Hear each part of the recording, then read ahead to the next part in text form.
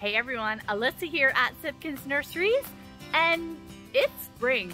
And we might be just a little excited over here at Sipkins